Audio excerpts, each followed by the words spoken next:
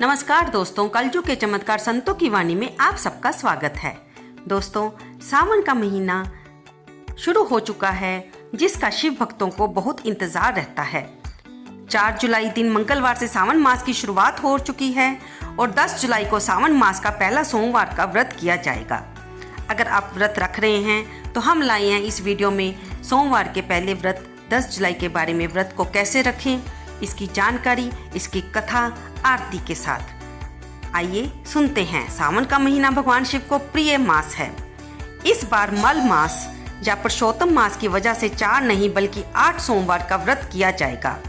धार्मिक मान्यताओं के अनुसार पूरे वर्ष शिव पूजा का जो पुण्य मिलता है वह सावन सोमवार में भगवान शिव का जलाभिषेक और बेल पत्र अर्पित करने से प्राप्त हो जाता है। सोने पर सुहागा ये है कि इस बार सावन के पहले सोमवार पर ही कई सुंदर योग बन रहे हैं, जिससे इसका महत्व कई गुना बढ़ जाता है। आइए जानते हैं सावन के पहले सोमवार पर बन रहे शुभ संयोग के बारे में। इस दिन रवि नामक सुंदर योग बन रहे हैं और पंचम काल भी समाप्त हो रहा है। गुरु और चंद्रमा के एक राशि में होने पर गज केसरी नामक शुभ योग बन रहा है। इसके साथ ही पुरुषोत्तम मास के स्वामी श्री हरि हैं, जिससे सावन में हरि और हर दोनों की कृपा प्राप्त करने का शुभ संयोग बन रहा है। सावन के सोमवार का बहुत ही महत्व माना जाता है। धार्मिक मान्यताओं के अनुसार सावन सोमवार का व्रत करने से भाग्य बदल जाता है और शिव की कृपा हमेशा बनी रहती है। विवाहिक जीवन में खुशहाली, जीवन में सुख समृद्धि के लिए सावन के सोमवार का व्रत किया जाता है। इससे भगवान शिव प्रसन्न होते हैं। ग्रह नक्षत्रों के स्वामी होने की वजह से सभी दोष भी दूर होते हैं। इसके अलावा मान्यता है भगवान शिव सावन मास में धरती पर अपने ससुराल गए थे, जहां उनका भव्य स्वागत जल अभिषेक और अर्घ्य देकर किया गया था। इसलिए इस मास भगत भक्ति में लीन रहते। आइए अब जानते हैं भगवान शिव की पूजा विधि के बारे में, जो कि हमें सोमवार के व्रत के दिन करनी चाहिए। सोमवार के दिन ब्रह्म मुहूर्त में उठ जाएं, नित्य कर्मों को पूरा कर स्नान आदि कर निवृत्त हो जाएं। फिर पूजा घर में जाएं या मंदिर में जाएं, जहां पर शिवजी समेत माता पार्वती और नंदी को गंगा जल और दूध चढ़ाएं। शिवलिंग पर धतूरा, भांग, चंदन, चावल अर्पित करें। सभी को तिलक लगाएं, फिर धूप और दीप जलाएं। सबसे पहले गणेश जी की आरती करें और फिर शिव जी की आरती करें। शिव चालीसा पढ़ें, फिर शिव जी को घी, शक्कर या प्रसाद का भोग लगाएं, जो भी आप यथाशक्ति लगा सकते हैं। उसके बाद सभी में प्रसाद बांटें।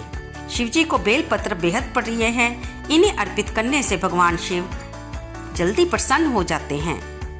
भगवान शिव के पूजन के दौरान महामृत्युंजय मंत्र का जप करें या ओम नमः शिवाय का जप करें। इनसे शांति एवं सुख समृद्धि की प्राप्ति होती है। पूरे दिन व्रत करें। शाम को पूजा करने के बाद ही व्रत खोलें। आप चाहे तो ये व्रत फलाहार भी कर सकते हैं या फिर शाम को एक समय मीठे के साथ भोजन कर सकते हैं। जैसे कि शक्कर के साथ आप रोटी खा सकते हैं, किसी फल के साथ चपाती खा सकते हैं। यदि आप सोमवार के व्रत करते हैं तो आपको सोमवार व्रत कथा पढ़ना बेहद जरूरी है। इसके बिना आपका व्रत अधूरा माना जाता है। देवों के देव महादेव बहुत ही भोले भाले माने जाते हैं, इसलिए उनका एक नाम भोलेनाथ भी है। पौराणिक मान्यता के अनुसार भगवान शंकर को प्रसन्न करने के लिए किसी भी तरह के विशेष पूजन की आवश्यकता नहीं होती। कहा जाता है कि वह तो भोले हैं और भगत की मन से की गई क्षणिक मात्र की भक्ति से ही वे प्रसन्न हो जाते हैं। अगर आप भी शिव की भक्ति और कृपा पाने के लिए सावन के सोमवार का व्रत करते हैं तो इस कथा से भोलेनाथ को व्रत में सुनकर प्रसन्न कर सकते हैं। आइए सुनते हैं कि किस प्रकार भोलेनाथ का सोमवार का व्रत रखने से एक साहूकार को मिला संतान प्राप्ति का वरदान। एक बार किसी एक नगर में एक साहूकार था। उसके घर में धन की कोई कमी नहीं थी, लेकिन कोई संतान ना होने के कारण वह बहुत दुखी था। संतान प्राप्ति के लिए वह हर सोमवार को व्रत रखता था और पूरी श्रद्धा के साथ शिव मंदिर जाकर भगवान शिव और माता पार्वती की पूजा करता था। उसकी भक्ति देखकर एक दिन माँ पार्वती प्रसन्न होकर भगवान शिव से साहूकार की मनोकामना पूर्ण करने का निवेदन किया। पार्वती जी के आग्रह पर भगवान शिव ने कहा, हे पार्वती, इस संसार में हर प्राणी को उसके कर्मों का फल मिलता है और जिसके भाग्य में जो हो उसे भोगना ही पड़ता है। लेकिन पार्वती जी ने साहूकार की भक्ति देखकर उसकी मनोकामना पूर्ण करने की इच्छा व्यक्त की। माता पार्वती के आग्रह पर शिवजी ने साहूकार को पुत्र प्राप्ति का वरदान तो दिया, लेकिन उन्होंने साथ में ये भी बताया कि 12 वर्ष तक ये बालक जीवित रहेगा। माता पार्वती और भगवान शिव की बातचीत को साहूकार सुन रहा था। इससे उसे ना तो कुछ खुशी हुई, ना ही दुख हुआ। वह पहले की भांति भगवान शिव की पूजा करता रहा। कुछ समय के बाद साहूकार की पत्नी ने एक पुत्र को जन्म दिया। जब वह बालक 11 वर्ष का हो गया तो उसे पढ़ने के लिए काशी भेज दिया। साहूकार ने पुत्र के मामा को बुलाकर उसे बहुत सारा धन देते हुए कहा कि तुम इस बालक को काशी विद्या प्राप्ति के लिए ले जाओ। तुम लोग रास्ते में यज्ञ कराते जाना और ब्राह्मणों को भोजन दक्षिणा देते हुए जाना। इसी दौरान रास्ते में वे एक जगह रुके तो वहां पर नगर के राजा की कन्या का विवाह था, लेकिन जिस राजकुमार से उसका विवाह होने वाला था वह एक आंख से काना था। राजकुमार के पिता ने अपने पुत्र के काना होने की बात को छुपाने के लिए सोचा कि क्यों ना उसने साहूकार के पुत्र को दूल्हा बनवाकर राजकुमारी से विवाह कर दो। विवाह के बाद इसको धन देकर विदा कर दूंगा और राजकुमारी को अपने नगर ले जाऊंगा। लड़के को दूल्हे के वस्त्र पहनाकर राजकुमारी से विवाह करा दिया गया। साहूकार का पुत्र ईमानदार था, उसे ये बात सही नहीं लगी, इसलिए उसने अवसर पाकर राजकुमारी की चुनरी के पल्ले पर लिख दिया कि तुम्हारा विवाह तो मेरे साथ हुआ है, लेकिन जिस राजकुमार के संग तुम्हें भेजा जाएगा वह एक आंख से काना है। मैं तो काशी पढ़ने जा रहा हूँ। जब राजकुमारी ने चुन्नी पर लिखी बातें पढ़ी तो उसने अपने माता पिता को भी ये बात बताई। राजा ने अपनी पुत्री को विदा नहीं किया, बारात वापस चली गई। दूसरी ओर साहूकार का लड़का और उसका मामा काशी पहुंचे और वहां जाकर उन्होंने यज्ञ किया। जिस दिन लड़का 12 साल का हुआ उस दिन भी यज्ञ का आयोजन था। लड़के ने अपने मामा से कहा कि मेरी तबीयत ठीक नहीं है। तब मामा ने कहा कि तुम मंदिर जाकर आराम कर लो। शिवजी के वरदानुसार कुछ ही देर में बालक के प्राण निकल गए। मृत भांजे को देखकर उसके मामा ने विलाप करना शुरू कर दिया। संयोगवश उसी तरफ से शिवजी और माता पार्वती उधर से जा रहे थे। पार्वती माता ने भोलेनाथ से कहा, स्वामी मुझे इसके रोने के स्वर सहन नहीं हो रहे, आप इस व्यक्ति का कष्ट दूर करें। जब शिवजी मृत बालक के समीप आए तो वे बोले, ये तो उसी साहूकार का पुत्र है जिसे मैंने 12 वर्ष की आयु का वरदान दिया था। इसकी आयु पूरी हो चुकी है।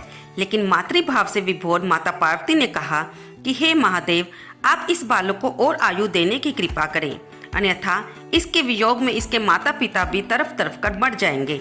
माता पार्वती के पुनः आग्रह पर भगवान शिव ने उस लड़के को जीवित होने का वरदान दिया।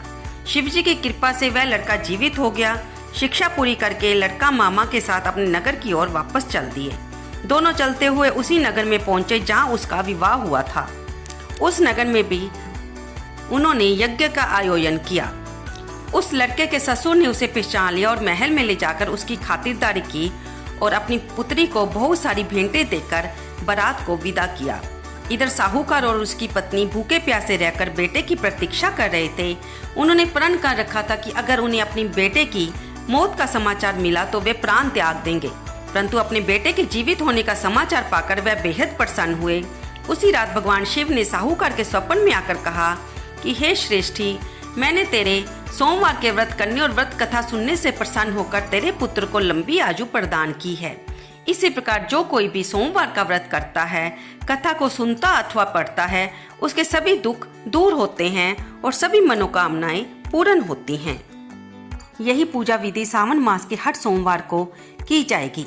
उपवास रखने वालों को अगर संभव है तो रात्रि के समय जमीन पर सोना चाहिए। भगवान शिव से जुड़ी सभी पूजा और व्रत 3 पहर तक ही किए जाते हैं। हम आपको सावन सोमवार की तिथियां बता दें कि पहले सोमवार का व्रत 10 जुलाई, दूसरे सोमवार का व्रत 17 जुलाई, तीसरा सोमवार व्रत 24 जुलाई, चौथे सोमवार का व्रत 31 जुलाई, 5वें सोमवार का व्रत 7 अगस्त, छठे सोमवार का व्रत 14 अगस्त, 7वें सोमवार का व्रत 21 अगस्त और 8वें सोमवार का व्रत 28 अगस्त को किया जाएगा। आप जब व्रत रखें, शाम को आरती करने के बाद भगवान से क्षमा प्रार्थना भी अवश्य करें कि जाने अनजाने आपसे व्रत रखने में अगर कोई भूल हो गई है तो भगवान भोलेनाथ उसे क्षमा करें और आपकी मनोकामना को पूर्ण करें। आइए हमने पूजा की व्रत विधि जानी, सोमवार के व्रत किस किस तिथि को पढ़े हैं वो जाने, भगवान भोलेनाथ की इस दिन की जाने वाली कथा सुनी पढ़ी। अब हम भगवान शिव की आरती करेंगे। ओम जय शिव ओंकारा, बोले हर शिव ओंकारा, ब्रह्मा विष्णु सदा शिव अर्धांगी धारा। ओम जय शिव ओंकारा, एकानन चतुरानन पंचानन राजे, भोले पंचानन राजे, हंसासन गरुडासन वृषवाहन साजे।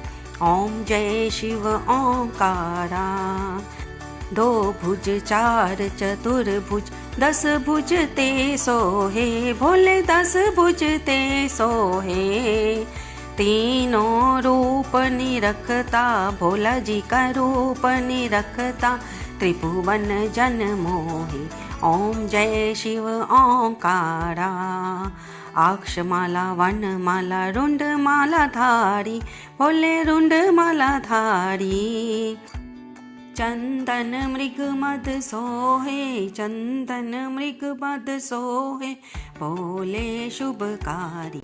ओम जय शिव ओंकारा, श्वेतांबर पीतांबर बागंबर अंगे, भोले बागंबर अंगे। सनकादिक ब्रह्मादिक, सनकादिक ब्रह्मादिक, भूतादिक संगे। ओम जय शिव ओंकारा, आद्य कमंडल चक्र त्रिशूल धरता, भोले चक्र त्रिशूल धरता। जग करता जग हरता, सुख करता दुख हरता, जग पालन करता। ओम जय शिव ओंकारा, जग करता जग हरता, सुख करता दुख हरता, जग पालन करता। ओम जय शिव ओंकारा, ब्रह्मा विष्णु सदा शिव जानत अविवेका, भोले जानत अविवेका। प्रणवाक्षर के मध्य, ओमाक्षर के मध्य, ये तीनों एका। ओम जय शिव ओंकारा, त्रिगुण शिव जी की आरती जो कोई नर गावे, भोले जो तेरे दरियावे। कहत शिवानंद स्वामी, जपत हरि हर स्वामी, मनवांछित फल पावे। ओम जय शिव ओंकारा, ओम जय शिव ओंकारा, भोले हर शिव ओंकारा। ब्रह्मा विष्णु सदा शिव अर्धांगी धारा। ओम जय शिव ओंकारा। तो दोस्तों, ये थी सारी सोमवार के व्रत की जानकारी। हमने व्रत के बारे में जाना, पूजन विधि के बारे में जाना, सोमवार व्रत की तिथियों के बारे में जाना, कथा को सुना और बाद में भगवान भोलेनाथ की आरती की। आपको ये जानकारी कैसी लगी? कृपया इसे लाइक करें, शेयर करें और कमेंट बॉक्स में ओम नमः शिवाय या हर हर महादेव लिखना तो बिल्कुल ना भूलें। जाते जाते मेरी वीडियो को लाइक करना भी ना भूलें। आपका एक कमेंट, आपका एक लाइक हमारा मनोबल बढ़ाता है और आपको हमारी वीडियो में अगर कोई त्रुटि नज़र आ रही है तो कृपया उसे भी कमेंट बॉक्स में लिखने से ना हिचकिचाएं। आपने समय निकालकर